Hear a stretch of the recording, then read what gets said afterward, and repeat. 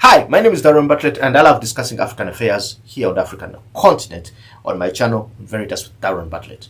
Now, on 15th, Ugandans went to the polling stations to elect their next president.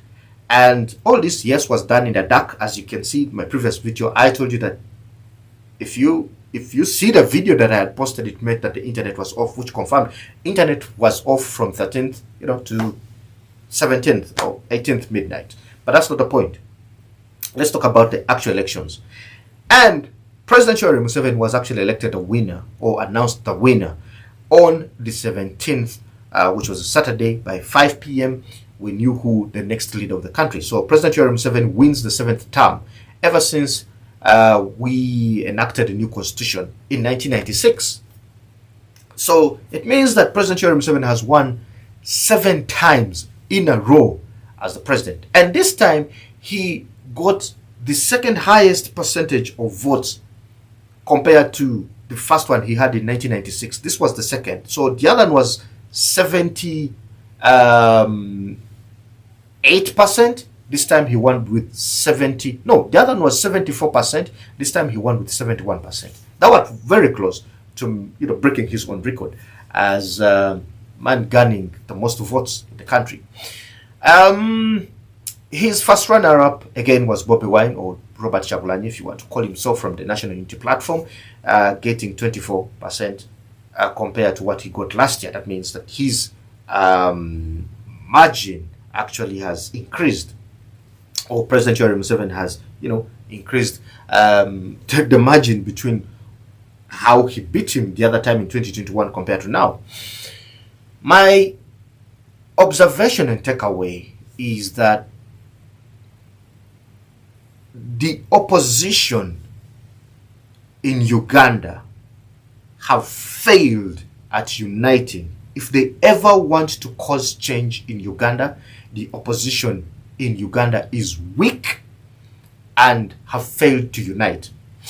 I get it. Many people will come and say, oh no, elections were rigged and A, B, C, D, EFG and all these kind of reasons. I get it. The thing that I can't do is I can't confirm whether actually elections were rigged. Me and you were in the dark. But if you have that evidence, again, a petition has been filed in by one of the presidential candidates. Maybe that can be submitted, and let's look at that evidence as well. Was it peaceful? Largely peaceful.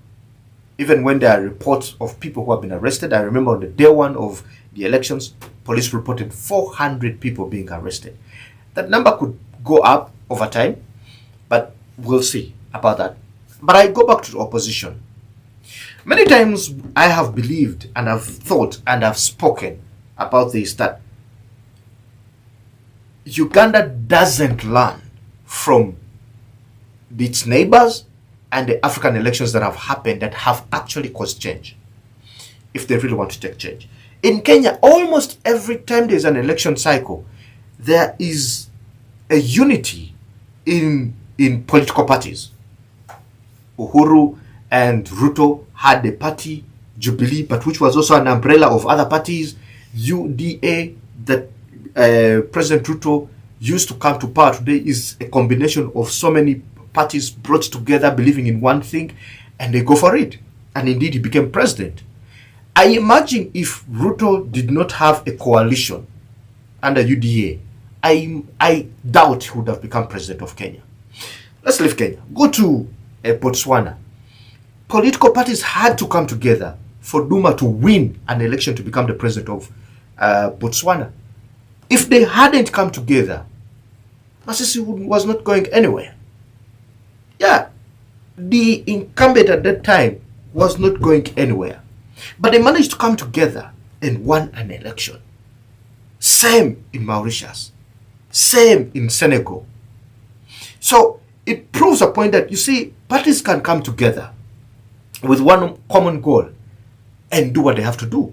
But in Uganda, political parties are selfish because each of them wants to get members of parliament so that they can be able to get money that goes to political parties, because the law requires that money is distributed among the political parties that are represented in parliament based on the numerical strength that is in. So it means that if you have a political party with the highest number, you get more money like that till today. Even if you have one member representing a political party, that one member brings in money from government to the party. I mean, they have not even looked at South Africa, one of the biggest economies in Africa, that when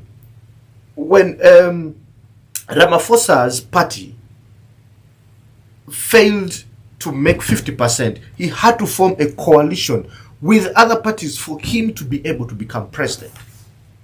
We just failed to learn these basics. And my prediction was very simple, that President Yoweri Museveni was going to win. Now, here's the situation. And this is what is in parliament today.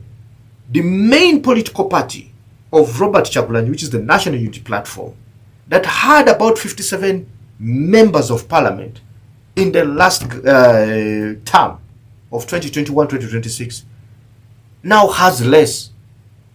It's in 47. So they've lost some numbers. Even when they gain some places, they've lost numbers because it's a numbers game.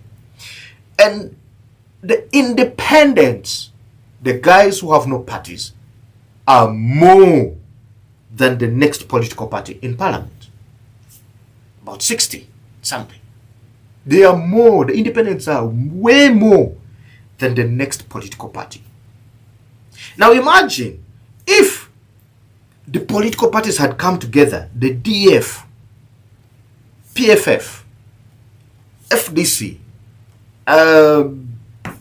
UPC, DP, JEMA, all these other political parties, if they had come together and you put together those numbers, you would think that whereas the national resistance movement would still have bigger numbers, but they would have a significant portion which was going to probably create a dent and create, some good arguments, push the government on the edge. Maybe they would create something. There would be a common goal. But now you're in a situation whereby everyone is chasing selfish interests. And that largely divided the opposition, that even some parties amongst themselves were fighting amongst each other. In DP, in FDC, they fought amongst each other to create another party that was outside already FDC. In NUP, members were fighting amongst each other. They broke away, went and opened DF, Democratic Front, and then even others were just leaving the party to go, or parties to go and stand as independents. That is the opposition in Uganda. And this is where President Yoweri Museveni capitalizes and goes back and wins an election. So it was not a surprise for me, just like I said, that President Yoweri Museveni was going to win this election. Regardless, he was going to win this election. And indeed he did it.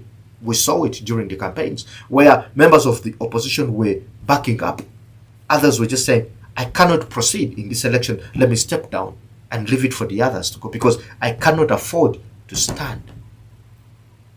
Even in the places where the opposition knew they had someone strong, even when the person does not belong to their party, they still went and fought amongst each other. The opposition was literally campaigning against its own opposition, like opposition fighting against opposition.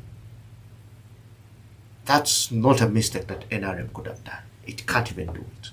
So it's been that interesting an election that the results are not surprising. But they show something that we always speak, that the opposition can never unite. They can't. Congratulations, President Yoweri Museveni. He's the president for the next 5 years. And that's what it's going to be. My name is Darren. I will see you in the next one.